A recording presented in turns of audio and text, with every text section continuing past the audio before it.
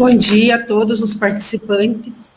Chegamos aí a mais um dia de webinário. Hoje completa aí o quarto dia do primeiro webinário de Fazenda Rio Grande. Agradecemos aí a presença da professora Jandira, que será a nossa intérprete nessa live. Muito importante a sua participação, professora. Agradecemos a presença também da professora Fabiana Aparecido Franco Rodrigues. Ela é graduada em Pedagogia pela Universidade Castelo Branco, pós-graduada em Psicopedagogia, especialista em Educação do Campo pela Tuiuti. Ela é mestre em Educação pela Universidade Tuiuti do Paraná e desenvolve pesquisas sobre educação do campo, movimentos sociais do campo, políticas e práticas pedagógicas nas escolas localizadas no campo. E também integra o núcleo de pesquisa em educação do campo, movimentos sociais e práticas pedagógicas. Professora Fabiana, seja bem-vinda. Agradecemos muito por você ter aceito esse nosso convite para participar do nosso webinário, né? E é um prazer tê-la conosco. Professora Fabiana Franco, ela é nossa companheira de trabalho aqui em Fazenda Rio Grande, ela é concursada, vou falar baixinho, professora, há muitos anos aqui em Fazenda Rio Grande, né? E também, atualmente, ela é presidente da SISMUF aqui no nosso município, né? Então, atende aí também nós, servidores aí pela SISMUF. Fabiana, vou passar a palavra para você e desde já agradeço muito você ter aceito o nosso convite. Fique à vontade. Obrigada, Mari, pelo carinho. Agradeço a todos da Secretaria Municipal de Educação pelo convite. Estendo aí o meu agradecimento à professora Sirlene e agradeço também a professora Jandira, minha companheira de trabalho há muitos anos também, né, Jandira? Fico feliz por estar com você nesse momento. Não posso deixar também de falar alguns nomes aqui nesse momento, que são os professores que estão na Escola Alô Guimarães, né? Então, nós temos lá a professora Cassiana, a professora Débora, a professora Cleidiane, a Eliane, a Gislaine, a Yara, nós temos a nossa querida tia Gersina, o professor Jair, e também não posso deixar de agradecer a Mari e a Sandra, que tem um carinho enorme pela Escola Alô Guimarães. Esse carinho que eu também tenho, né? Então, agradeço muito pelo convite de estar aqui nesse momento com vocês. Por que esse tema educação do campo no nosso webinário? Porque nós temos uma escola localizada no campo no município de Fazenda Rio Grande. E eu gostaria muito de apresentar um pouco desse nosso trabalho nessa instituição, porque é uma relevância muito grande esse trabalho que está sendo feito com todos esses profissionais no nosso município. Gostaria também de dizer que eu vou trazer hoje para vocês um pouquinho dessa relação da educação do campo com a pandemia, com a cidade, porque nós aqui no município sabemos que nós, professores, estamos, assim, trabalhando muito, muito mais que nós estivéssemos presencial, e a sociedade diz ao contrário. E qual é o nosso papel enquanto professor nessa pandemia, né? Qual é o papel do nosso professor nessa nossa realidade que estamos tendo hoje? Certo? Como a Mari já me apresentou, como eu sou especialista em educação do campo e mestre em educação, eu pesquiso aí há vários anos, nesse decorrer de 10 anos aí, temas muito relevantes, não só para a educação do campo. Então, hoje eu vou fazer essa relação aqui para nós, tanto escola localizada no campo, como as nossas outras instituições, até para vocês entenderem um pouquinho que o que nós fazemos na escola localizada no campo também é necessário nas outras instituições, tá? E com esses estudos a gente aprende muito sobre currículo, formação humana, ciclos de aprendizagem, tudo isso que a gente já tem na nossa proposta curricular, certo? Então, aqui mostro para vocês fotos aí da escola, né? Todas as fotos que estão na apresentação. Muito bem, Sandra. E a Sandra tem um carinho muito grande por ela pensar realmente a escola localizada no campo, né? E a gente vem sempre discutindo com a Sandra vários, e precisamos ainda continuar discutindo. Gostaria muito até de fazer um pedido à Secretaria Municipal de Educação, que tenha um olhar diferenciado para essa escola, tá bom?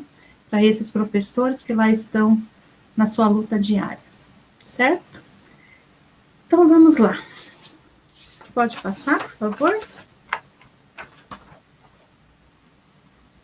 Como uma boa professora, né, não podia deixar aqui fazer uma dinâmica bem rápida com vocês, mas essa dinâmica, vocês vão entender ela no decorrer da palestra, certo? Eu gostaria muito que vocês que estão participando, escrevessem aí qualquer esboço de vocês, o nome de vocês, a idade, e um símbolo que represente a escola para vocês. O que é a escola, o que o CEMEI, o que a instituição que vocês trabalham representam para vocês. Se nós temos alunos aqui presentes, o que a escola que você estuda representa para você? Um símbolo, um desenho qualquer, certo? Depois, no decorrer da palestra, aí vocês vão entender o porquê disso, e para entender também um pouco o tema, Escola do Campo, multisseriada, multissérie, certo? Podemos passar, então, mais um slide, por favor? Isso. Como a Mari já falou, eu sou professora aqui no município desde 2002, então sou uma das antigas no município, né?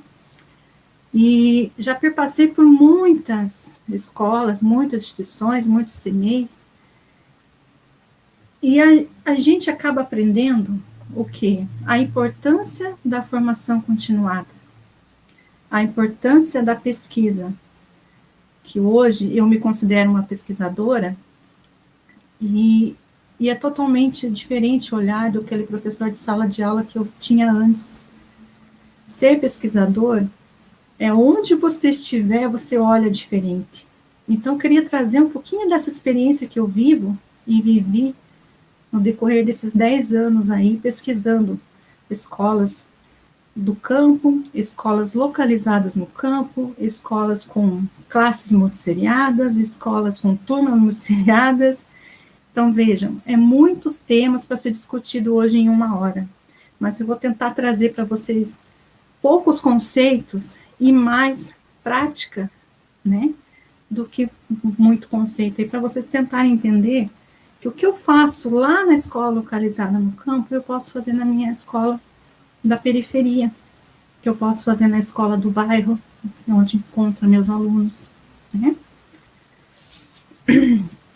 E só para reforçar, todas essas fotos que aparecem aí nos slides são da Escola Alô Guimarães, tá? Todas têm autoria, e tá tudo tranquilinho que foi utilizado na minha pesquisa também, certo? Então, pode passar, professora. Experiências vividas em uma escola multisseriada. Tudo começou em 2010, com convite da Secretaria Municipal de Educação.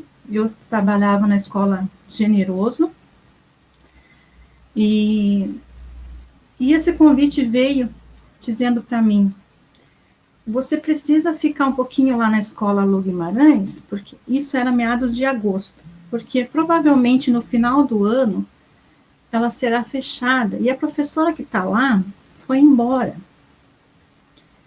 O que acontece nisso? Tá bom, vamos lá então, né? Chegando nessa instituição, gente, confesso para vocês, foi assim, traumatizante. Eu vou trazer algumas fotos depois para vocês e vou, né, mostrar a realidade da instituição. E assim, a gente fica chocado que a gente não conhece as escolas do município, não conhece nem a realidade do nosso município, e que existem escolas tão precárias no município que a gente não entende como isso acontece. Tá? Fiquem à vontade, pessoal, de fazer perguntas no chat, tá? Se precisar aí, até desabafar, fiquem à vontade, tá bom? E então a gente, assim, o que mais me impressionou é que chegando nessa escola, eu fiz um U, né? Organizei as carteiras em U para essas crianças entrarem na sala.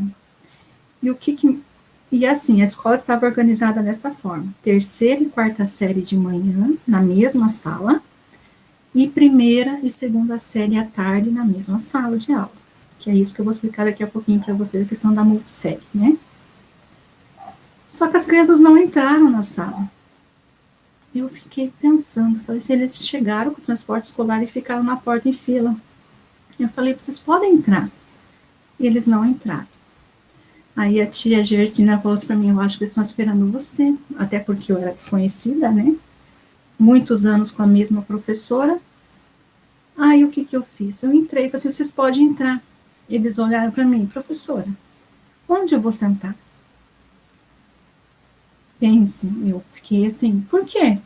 Ah, porque a gente senta sempre no mesmo lugar.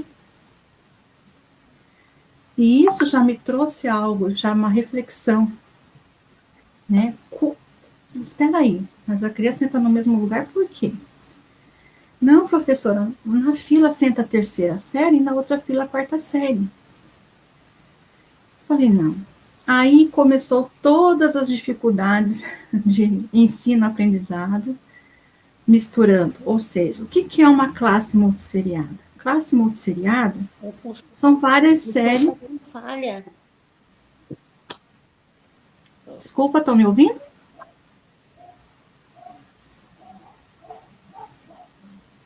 Estão conseguindo me ouvir? Estamos ouvindo bem, Fábio, tranquilo. O som está cortando. Está falando que está cortando? O som está cortando. E eu acho que, às vezes... Vamos ver se melhorou. Tá. Continuando, então. Qualquer coisa, vocês me avisam. O que é uma classe multisseriada? São várias séries juntas na mesma sala de aula. No caso, a Lô Guimarães, hoje, ela tem uma organização diferente, né? Mas, por que isso? Por conta da quantidade de alunos. É poucos alunos. Então, isso foi criado para que não fechem as escolas, né? Mas aí vem as dificuldades de ensino-aprendizagem. Como ensinar essas crianças que estão tudo junto e misturado ao mesmo tempo ali? Né? E é uma das questões que me veio na minha experiência de sala de aula, nessa escola, como trabalhar a nossa proposta curricular, se ela é seriada, se ela tem conteúdos diferentes, como que eu ia fazer isso? Então, foi aí que eu iniciei todo um estudo, entrei num projeto da Universidade Tuiuti do Paraná, onde nós pesquisávamos a região sul do Brasil, então eu pude conhecer escolas de Santa Catarina, Rio Grande do Sul, do Paraná. Fiquei, assim, abismada em saber a quantidade de instituições que tinham com esse modelo de ensino. Nós, no município, temos apenas uma. Por toda aquela política de fechamento de escolas, 2008, 2010, nós ficamos com uma. Mas tem municípios que têm 20 escolas, tem municípios que têm 30 instituições com essa modalidade de ensino. Então, com todas essas pesquisas, eu percebi, e buscando, se vocês colocarem agora, pesquisarem aí multisseriada, vocês vão ver só coisa ruim. Vocês não vão ver coisas boas dessas instituições. Que as crianças não aprendem, que os professores sofrem, que o poder político não vê essas escolas com bons olhos, né?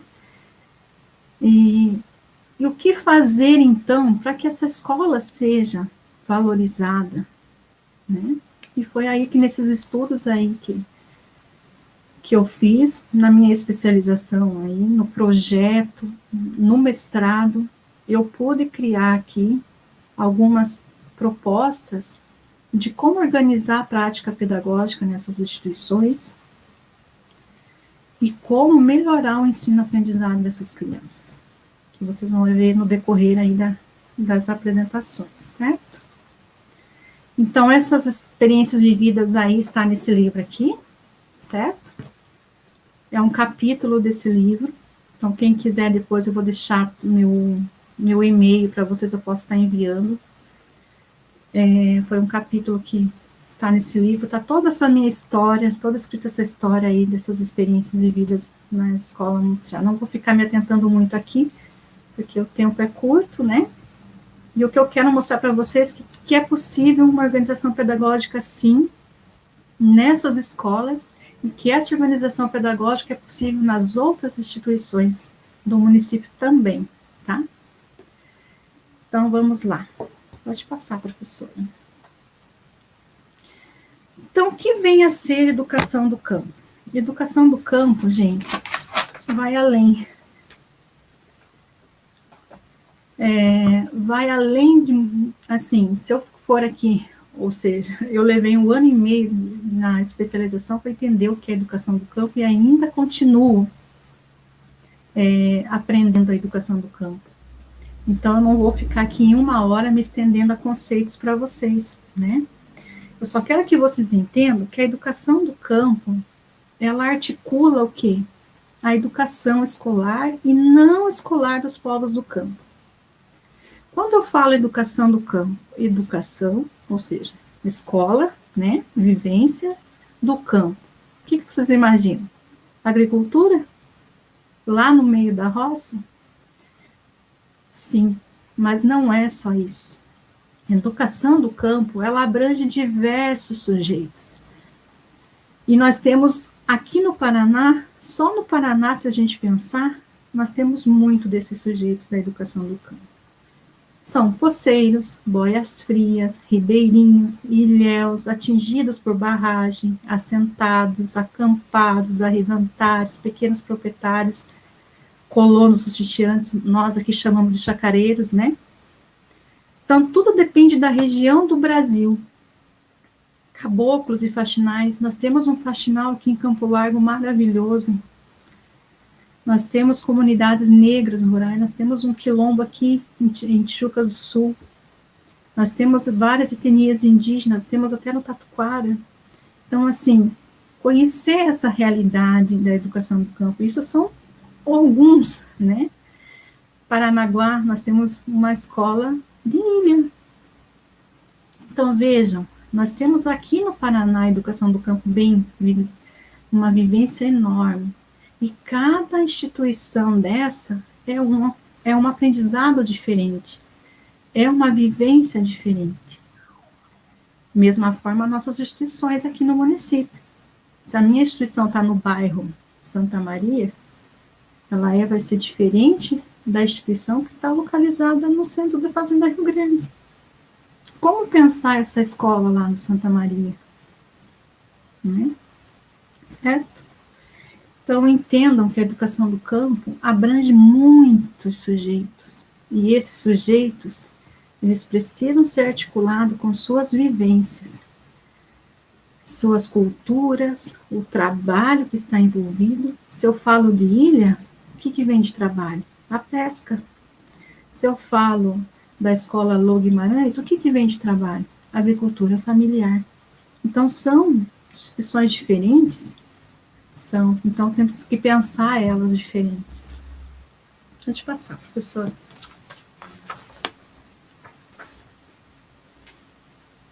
Pode passar, professora, por favor.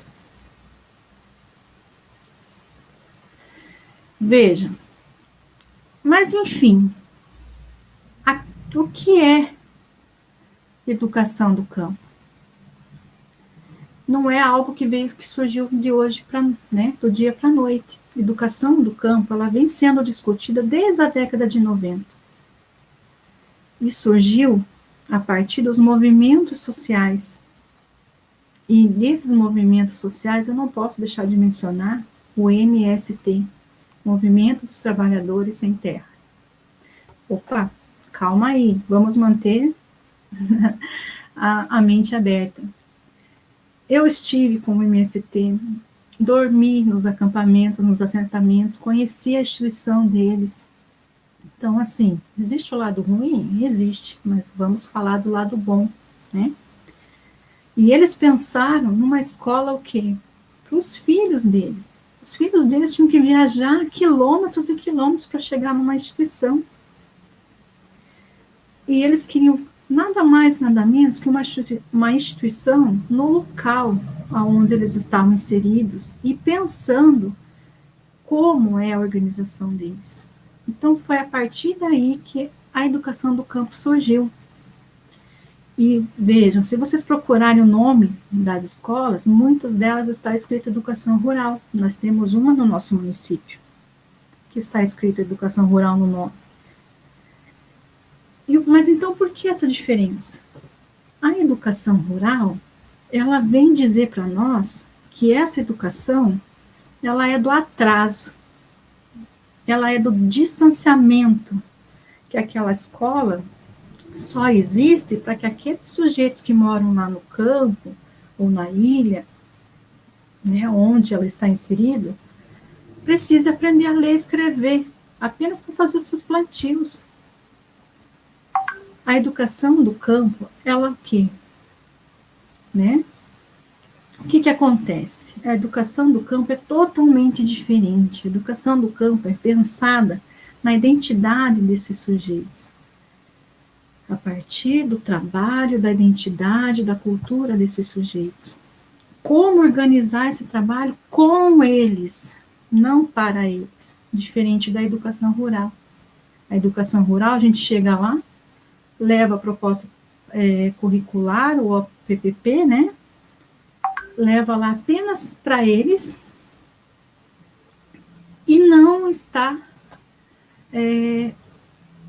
não tem a vivência deles, tá? Eu faço como as crianças estavam me falando, coloco eles em filas, entrego o livro didático para cada um, muitas vezes que eu já percebi que nas instituições que eu estive presente, o primeiro ano eu estava aprendendo língua portuguesa, o segundo ano matemática, e eles estavam lado a lado. Imagine a cabeça dessa criança, né? E a educação do campo vem nos trazer totalmente diferente. A educação do campo, eu quero que vocês entendam, que é a coletividade. E essa coletividade é comunidade.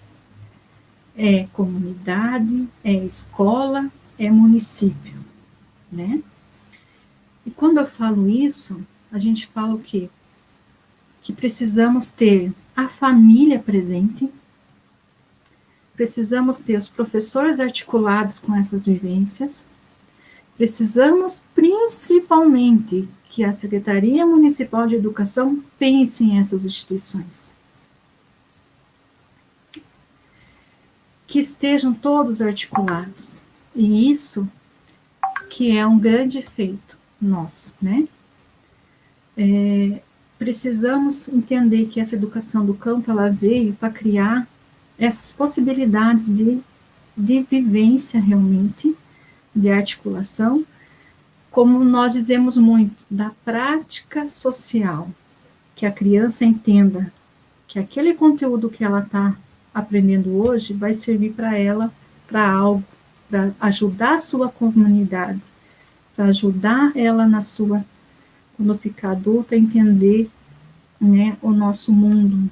Então, é isso que a educação do campo traz, certo? Então, é essa a diferença da educação rural. A educação rural não pode mais existir. Se vocês me perguntarem se eu conheci alguma escola do campo, realmente, então, nessas minhas pesquisas, eu vou dizer que não. Porque para ser uma escola do campo, eu não preciso só ter ela linda, maravilhosa. Eu tenho que ter toda essa organização pedagógica. Eu tenho que criar essas possibilidades. As únicas escolas do campo que eu conheço, adivinha onde estão? Nos assentamentos, nos acampamentos do MST. Pode passar, professor.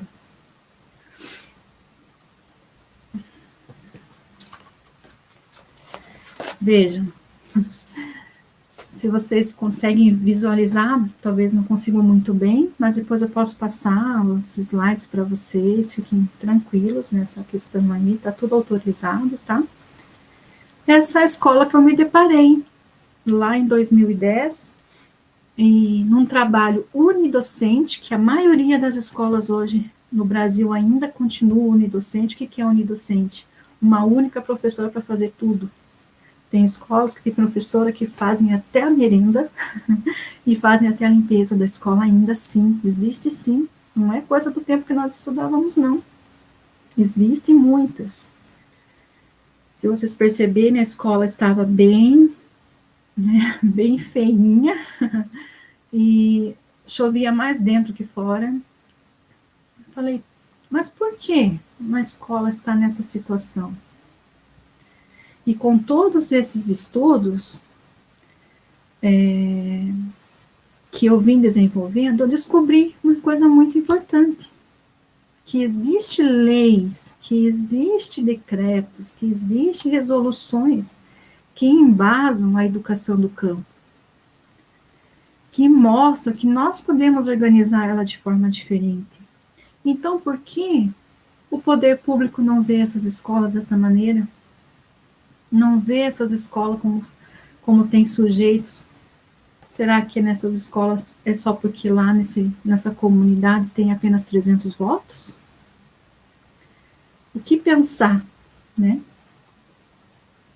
Você pode passar, professora, por favor? Aqui está a escola Alô Guimarães revitalizada, né? Vejam, educação do campo. E eu não estou falando só da estrutura.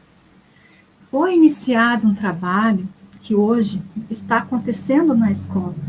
Os professores que lá estão, eles sabem que precisa ser organizado de forma diferente. Mas precisam o quê? De um apoio maior, de um olhar diferenciado.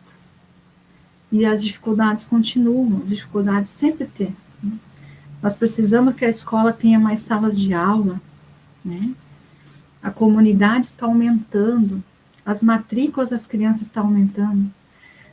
Eu não tenho, assim, não sei quantas temos hoje na escola, mas quando eu iniciei na escola, haviam 22, 23 matrículas. Quando eu saí da escola, nós já tínhamos 70. Hoje eu não sei se está mais ou menos isso, mas então por que não tentar melhorar mais essa escola, né? Pode passar, professora? Aqui eu trago, não vou ficar me detendo muito tempo nessa questão, mas é as leis, é as resoluções, é os pareceres que eu falei para vocês. Nós temos aqui embasamento legal que nós podemos construir uma proposta curricular para a escola Alô Guimarães. Nós temos aqui um porte legal para que tudo o que eu estou falando da educação do campo, que precisa para ser uma escola do campo, que a gente consegue fazer lá na Alô Guimarães. Veja, a importância de conhecer. Por que a formação continuada? Por que os estudos, né? Se eu não me considerasse uma pesquisadora, se eu não fosse atrás de conhecimento, eu não ia saber dessas leis. A importância do professor estar se atualizando sempre, conhecer as nossas leis, para que possa acontecer, né? Vi ali que a professora Clarice colocou ali. A professora Clarice foi uma das professoras também que esteve conosco. Agradeço de coração todo o trabalho que você fez com a gente lá na Alô Guimarães. Clarice, um grande abraço. Pode passar, professora. Então, qual é esse caminho? Vejam que esse caminho não é diferente da educação do campo com as outras instituições do município. Qual é esse caminho? Trabalho coletivo. Lá na escola, nós temos que pensar que o diretor, o pedagogo, os professores, os funcionários, as famílias, precisam estar articuladas, precisam estar em constante diálogo. E eu gosto muito de lembrar aqui, diretor e pedagogo, que hoje está na função. Primeiro, vocês são o quê? Professores. Pensem com os nossos professores, vocês já estiveram em sala de aula, vocês sabem as dificuldades que nós temos em sala de aula. E pensem, então, nessas questões, né? Para ter esse trabalho coletivo, a gente precisa conhecer e perceber que a nossa comunidade, que nosso bairro, ele está vivo, que está rico na diversidade. Nós precisamos conhecer, né, os nossos alunos, as nossas famílias, respeitar o que? Os tempos humanos. Eu vou trazer um pouquinho ali, porque a minha pesquisa em si, ela fala muito de ciclos de formação humana e ciclos de aprendizagem. Então, assim, eu trago muito essa questão para nosso município, né? Isso. E a articulação com as famílias. Gente, se vocês verem, na minha dissertação, eu tenho um capítulo apenas da comunidade. Vou mostrar ela para vocês aqui. Se vocês pegarem esse capítulo aqui da comunidade, eu queria que vocês entendessem que a maioria desse capítulo quem escreveu foi a família. São trechos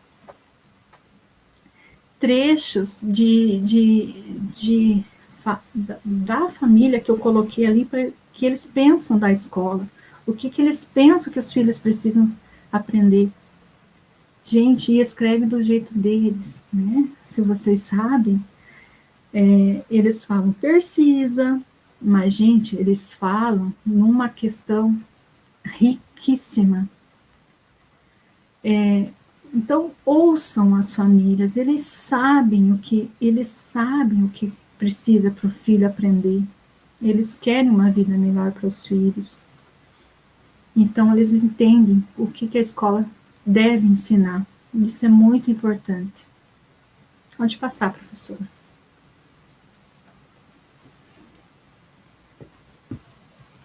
Aqui eu trago uma citação do Miguel Arroyo.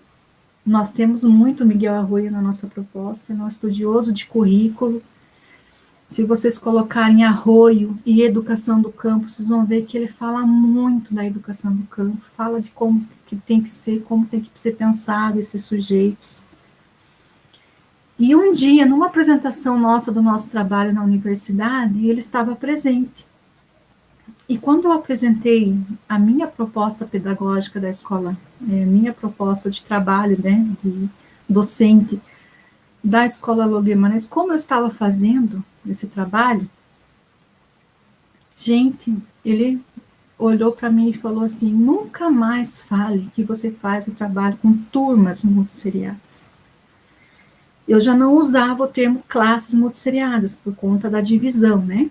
Eu usava a turma porque eu juntava a primeira, segundo e terceiro ano e fazia uma turma mesmo. Vocês vão ver daqui a pouquinho nas fotos, eles tudo, não se dizia quem era do primeiro, quem era do segundo, quem era do terceiro. Tá? E ele falou para mim, você trabalha multi-idades. Aí ele me passou essa citação. E essa citação me fez rever muitas coisas que nós aqui no município aprendemos, e aprendemos errado. O ciclo de aprendizagem não é ruim, a formação humana não é ruim, nós que vimos errado. Ele coloca aqui, ciclo não é um amontoado aglomerado de séries, nem uma simples receita para facilitar o fluxo escolar, acabar com a reprovação e a retenção. Não é uma sequência de ritmos de aprendizagem, é mais do que isso, é uma procura nada fácil, porque o professor tem um trabalho enorme para fazer essa organização. Os tempos, os espaços, saberes, as experiências, né? Respeitando todo o desenvolvimento humano. E é isso que a Escola do Campo vem trazer, né? Respeitar o tempo humano não quer dizer que eu vou deixar de alfabetizar a criança lá do primeiro e deixar lá para o terceiro. Não é isso que o ciclo de aprendizagem, o ciclo de formação humana diz. Ele diz que nós temos que pensar nos níveis de aprendizagem, nós temos que pensar no desenvolvimento daquela criança e o porquê ela não está aprendendo até o terceiro ano, né? E eu vejo, assim, que nós aprendemos assim, não use o tradicional, não usa, né? Existe outra maneira de alfabetizar a criança sem o fonema e grafema? Não existe. Se eu quero colocar aqui Fabiana para a criança aprender, eu vou ter que usar aqui o F mais o A faz o Fá. Mas de que forma eu vou fazer isso? E é isso que o ciclo de formação humana nos mostra. Que tudo para a criança, tudo para os nossos alunos, tem que ter um aprendizado significativo. Não é apenas o decorar, não é apenas o entender, né? A gente precisa entender que tudo isso é para pensar a comunidade, para pensar o que eu posso melhorar na comunidade, o que eu posso melhorar o mundo. Tá? Pode passar, professora.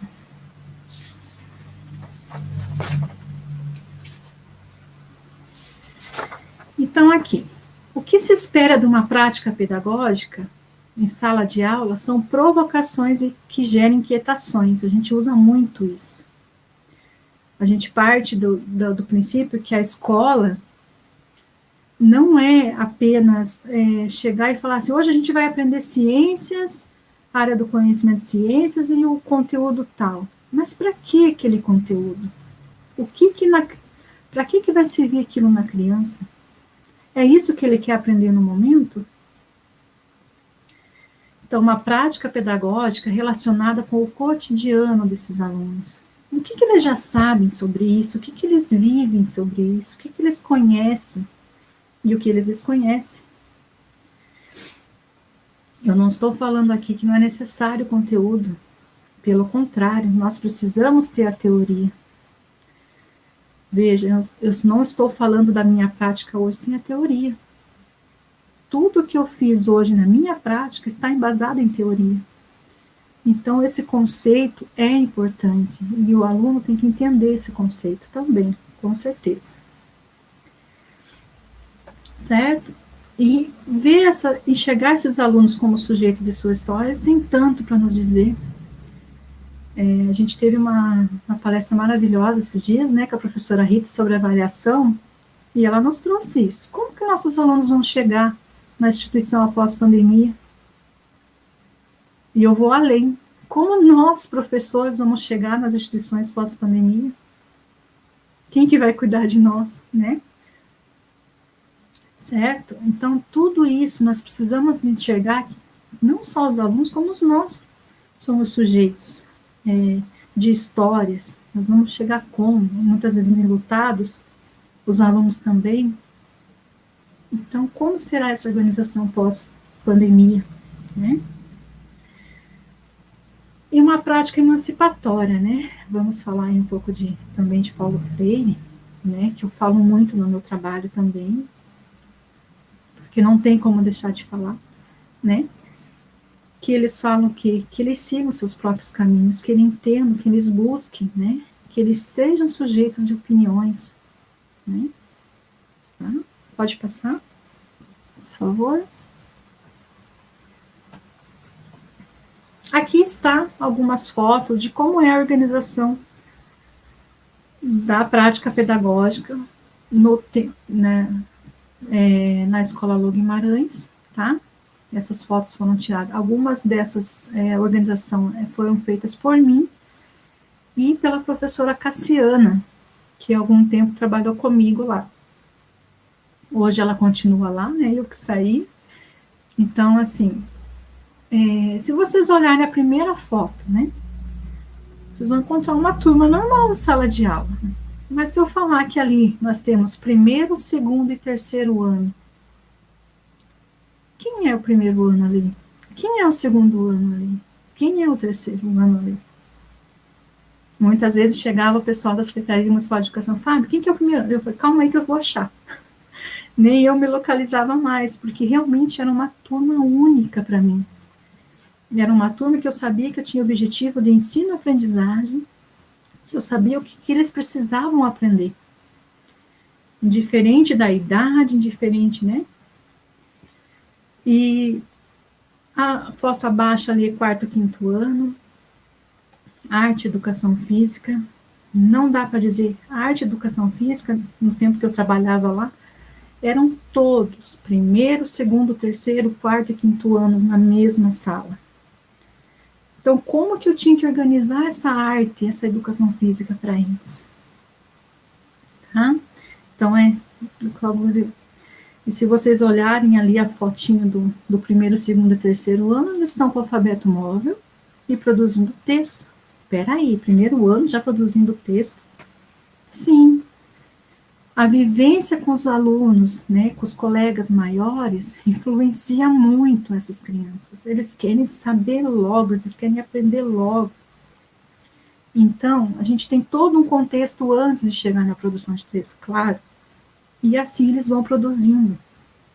Quando você vê, eles já estão produzindo sozinhos, já estão sendo alfabetizados sozinhos, letrados, principalmente, né? Quando você vê, ele está junto lá com o menininho do terceiro ano, né? Fazendo algo, ai, como é que escreve isso mesmo? Então, eles aprendem um com o outro, com a interação de um com o outro. Ali a professora não fica sozinha, tá? Pode passar, por favor?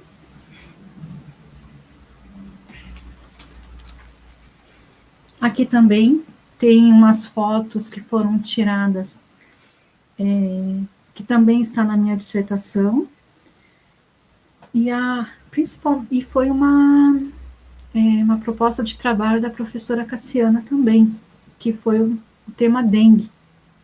Vejam, não foi falado dengue pela dengue, foi falado por toda a comunidade. Vocês podem perceber que a comunidade se inseriu nessa escola a partir do tema dengue. Foi recolhido materiais que eram perigosos na comunidade. A família chegou a levar, como vocês veem ali de trator, né, alguns lixos, né, pneus que estavam jogados. Foi feita limpeza no rio, sabe, assim, toda a comunidade se inseriu nesse planejamento de aula. Depois veio o caminhão, recolheu todo o lixo reciclável, né? Aí a importância do meio ambiente para esses alunos, do meio que eles vivem.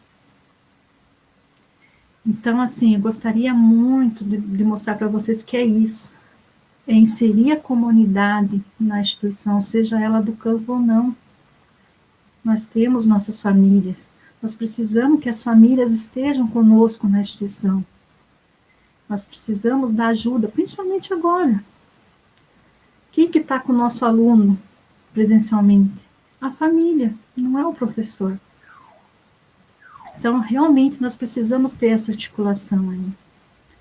Oi, Geonice, tudo bem? A Geonice está presente, agradeço muito, Geonice, também pelo trabalho que desenvolveu conosco na escola. Você também abraçava muito a causa. Obrigada, Geonice. E pode passar, professor, que já está quase no horário e a gente tem uma proposta para vocês. Então, no meu projeto de mestrado, o que foi? O que eu realizei? A superação desse paradigma, desse modelo multisseriação. Né? O que é? Vamos tentar superar esse paradigma, vamos tentar trazer a educação do campo realmente, e que forma de organização de prática pedagógica nós podemos colocar nessas instituições para que nossas crianças consigam aprender de forma de interação, né? E coloquei também aqui a homogeneização, porque as outras instituições escolares vai ter. Levanta a mão aí dos professores que estão presentes. Por exemplo, quinto ano. Quem está no quinto ano? Todos aprenderam igualzinho, no mesmo tempo, alfabetização. Todos aprendem, todos chegam final de julho, todos saem lendo e escrevendo. É assim nossa realidade, professores? Não, né? Nós que estamos lá em sala de aula sabemos que nossa turma não é homogênea. Então, nós precisamos entender que isso também cabe a nossas instituições. Nós temos que nos reinventar sempre, nós temos que criar atividades, temos que tentar que aquela criança aprenda. Isso é do nosso ser de professor. E nós nunca vamos ter uma turma homogênea. Nunca teremos. Então, nós temos que pensar, quando a gente for planejar, não pensar na turma em si, mas naquele aluno, naquele outro aluno. Como que eu vou atingir o aprendizado daquela criança? Então, eu acabo repetindo aqui, porque é muito importante, que nós temos que pensar a escola como trabalho coletivo mesmo. E pensando nessa coletividade, o que nós temos que pensar? Numa construção de um projeto político-pedagógico. Não é à toa que cada instituição tem o seu. Por quê? Porque nós, e não estou falando que é pedagogo que tem que escrever, não é o diretor que tem que escrever, é a comunidade escolar que tem que escrever, é as funcionárias que lá estão limpando a escola, que conhecem as crianças na hora do recreio, que precisam escrever nosso projeto político-pedagógico. Certo? E pensar realmente numa formação permanente do professor. Eu coloco que nem é continuado, coloco permanente sim, porque nós precisamos estar se atualizando a todo momento. Precisamos que a Secretaria Municipal de Educação nos atenda, que veja nós com outros olhos, o que a gente precisa, quais nossas dificuldades no nosso dia a dia.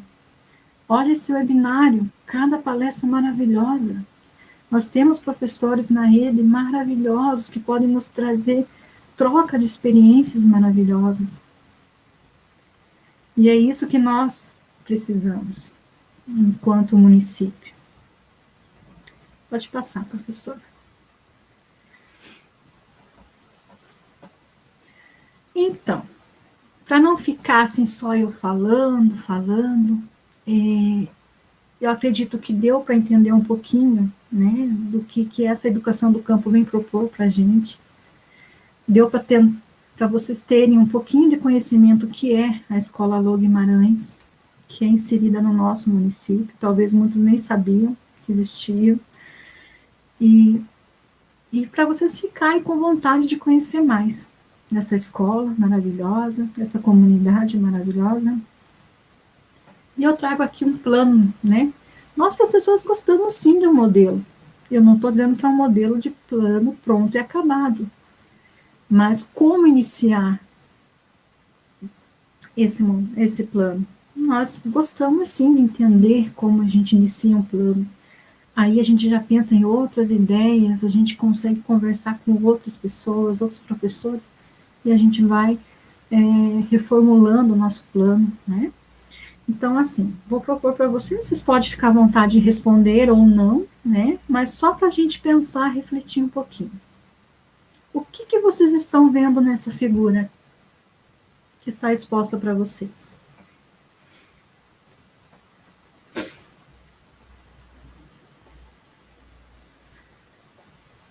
Vamos lá? Foi numa segunda-feira, a organização da escola era assim: primeiro, segundo, terceiro, quarto e quinto ano na mesma sala de aula, na parte da manhã. À tarde era educação infantil de 4, 5 anos também. Também temos educação infantil, gente, multisseriado, vamos dizer, né? Multidades, mas multisseriado. Certo? E chegando na escola com o transporte escolar, nos deparamos com esse animal morto aí, né? Esse passarinho morto no pátio da escola. Vejam, foi um alvoroço da criançada, né? O que era esse passarinho? Aí fomos descobrir. Aí, como sempre tem aquele aluno que sabe tudo, né, da comunidade, ele falou, professor, isso é uma saracura. Eu falei, ótimo, então vamos entrar em sala, já vi que meu planejamento da semana foi por água abaixo mesmo, né?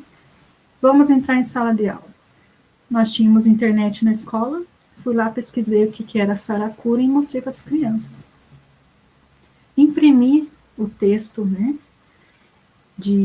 da informação, né, a gente pega sempre da criança via escola, nova escola, ou outros, né, que a gente tem aí vários, né, e entreguei para as crianças, vejam, entreguei para todas as crianças, tá? Entreguei aquele texto grande, até para criança de primeiro ano.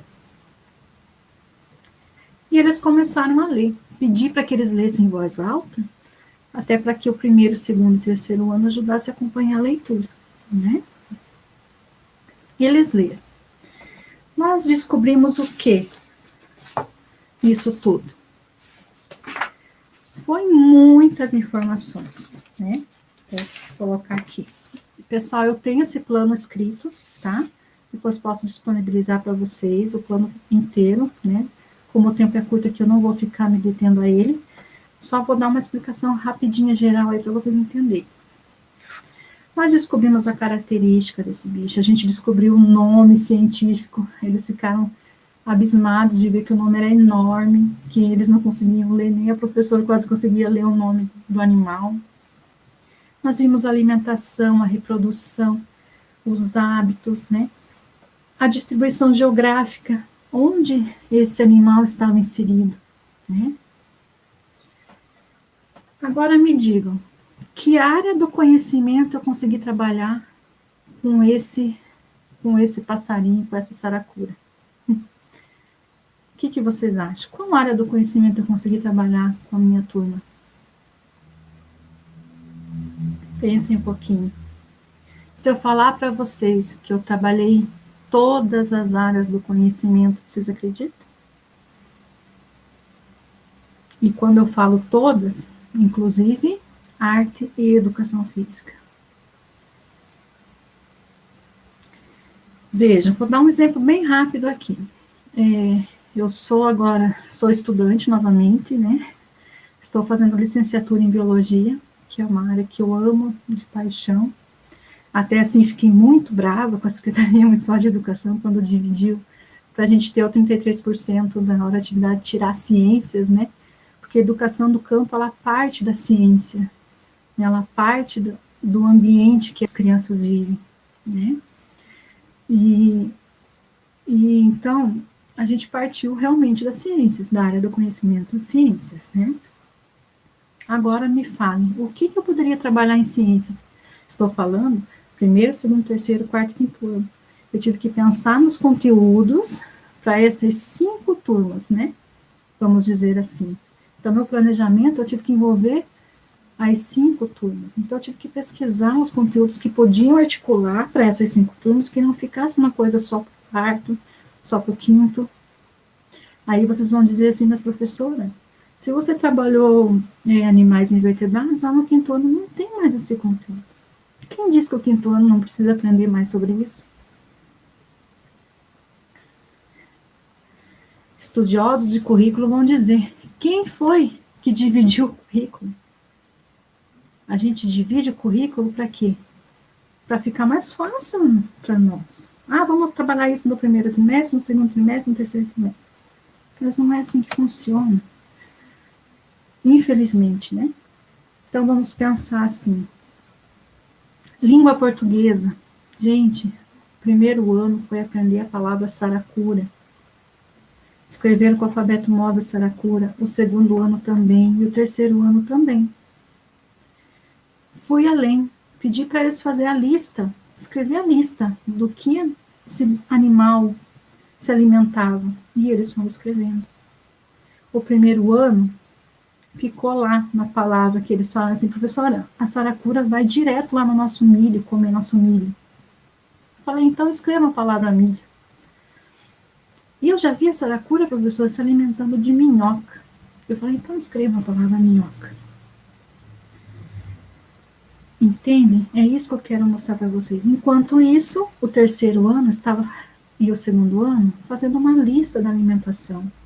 E o primeiro ano focado no milho e minhoca, entendendo como se escrevia. Por quê? Porque tem sílabas ali difíceis, né? Milho, minhoca, ali tem o NH, o LH. Precisou eu trabalhar separadamente NH, LH com a criança? Não precisou. Tá? E o terceiro e quarto ano estavam produzindo um texto descritivo de tudo que... Isso que a gente ficou mais de 1 hora conversando sobre esse animal, né? Falando deles, geograficamente, né? Geografia eles foram procurar em mapas. O primeiro ano foi junto. No primeiro ano a gente fez um conceito de aonde nós estávamos, aonde é o município de Fazenda Rio Grande, tá? E tá quase acabando o tempo, então mas, assim, eu gostaria que vocês pensassem no que... Eu sei que vocês têm um 5º ano, eu sei que vocês têm um 4º ano, eu sei que vocês têm uma educação infantil, mas pense, quais os conteúdos ali que importariam, que seriam necessários para aquelas crianças aprender, além do que eles já sabem, que é o mais importante, né? Nós precisamos, então, trazer realmente essa teoria para a criança com significado. Eu acho que seria... Deu para entender um pouco, né, do trabalho. Como eu falei, 1 hora é realmente...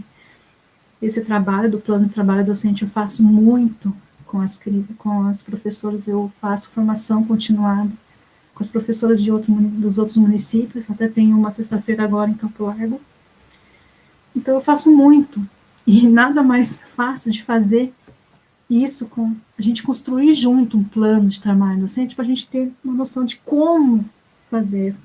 Eu acho que nós professores precisamos disso, saber como fazer, e isso tem pessoas que nos trazem, né, muito conhecimento a partir dessas ricas experiências, desses ricos estudos, certo?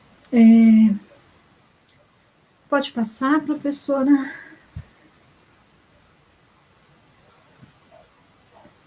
Então, como a Mari já falou, eu faço parte do NUPECAMP, que é um núcleo de pesquisa da educação. A gente não pesquisa apenas escolas localizadas no campo, tá, gente? A gente faz aí uma pesquisa realmente de várias, porque não existe só escolas noticiadas, existem escolas igual as nossas no município, mas localizadas no campo também, tá? E gostaria também de colocar aqui para vocês o programa Escola da Terra. O programa Escola da Terra, ela é uma formação direta para as escolas multisseriadas. Então, faço aí o convite à Secretaria Municipal de Educação que pense em trazer esse programa da escola, que é maravilhoso, para nossas escolas. Nós já fizemos parte de 1 ano desse programa, né? E, infelizmente, nós estamos fazendo mais, tá? Fica aí o meu e-mail para vocês, se vocês quiserem. Gente, eu sou pesquisadora de práticas pedagógicas, sou psicopedagoga, então eu faço prática para as crianças com dificuldades. E caso precisem, não é só da educação do campo que eu tenho experiência, tá? Posso ajudá-las vocês em tudo que precisarem, tá bom? Fica aí o que eu puder fazer por nós, professores do município, estou à disposição. E eu queria encerrar com uma frase, próxima professora.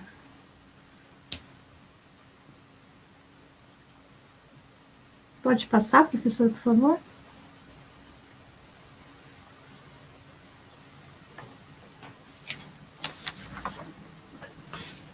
Quem nunca ouviu falar de Paulo Freire, né?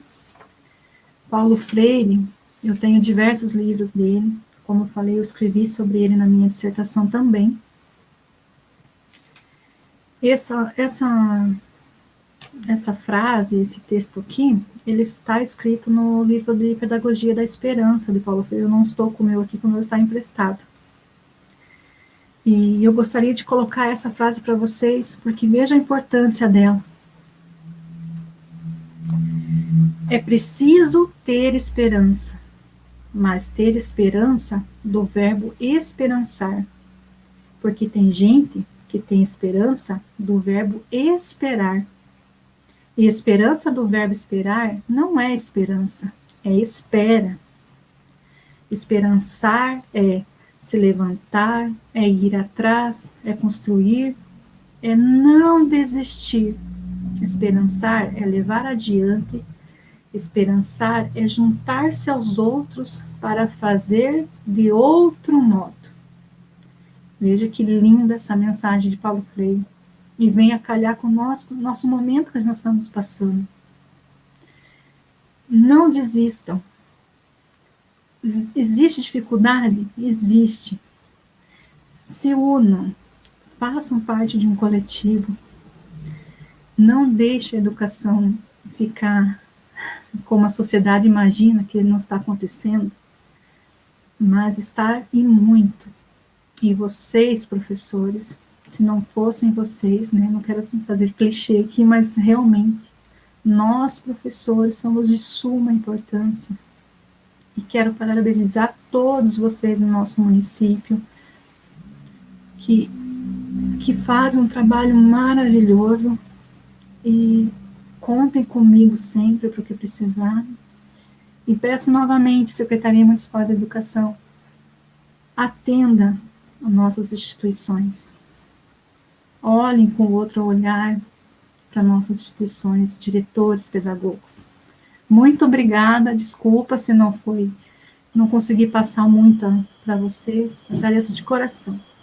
Bem, coloca o link de novo. Que bacana, Fábio. E é bem isso mesmo, né? Você traz aí com muito conhecimento essa experiências vividas, né? Em escola multisseriada. Gostoso de ouvir, né? A gente percebeu ali pelo chat que bastante gente já conhece a escola, né? Já fizemos esses momentos de interação lá. Alguns anos atrás, nós fizemos o seminário da Escola do Campo, né? Que foi uma delícia de desenvolver isso, né? E assim a gente dá a oportunidade, né? E o bacana quando você fala assim de pensar a escola como um trabalho realmente coletivo, né? Porque nessa coletividade que flui o trabalho pedagógico, né? Então, eu quero agradecer esse momento que você proporcionou a nós, porque foi muito bom para quem não conhece, saber um pouquinho sobre a Escola do Campo, né? Pensar nela assim como um trabalho coletivo e essas experiências vividas, né, em turmas, em escola multisseriada, né? E eu concordo com você quando a gente tem que ter esse olhar específico, né, um olhar diferenciado para a Escola do Campo e a valorização, né, porque às vezes a gente vê tanta, em relação a políticas públicas, pouca coisa voltada para a Escola do Campo, né? Fábio, muito obrigada pela tua contribuição, né? Vai ser posto no chat novamente, para quem ainda não assinou o link de presença, daí não esqueçam, né? E aqui eu trago para você todos os agradecimentos que teve, né, pelas excelentes contribuições e o conhecimento que você trouxe aí para nós, Fábio. Um grande abraço e até mais. Eu que agradeço, Mari, muito obrigada. Nada. Obrigada, Jéssica.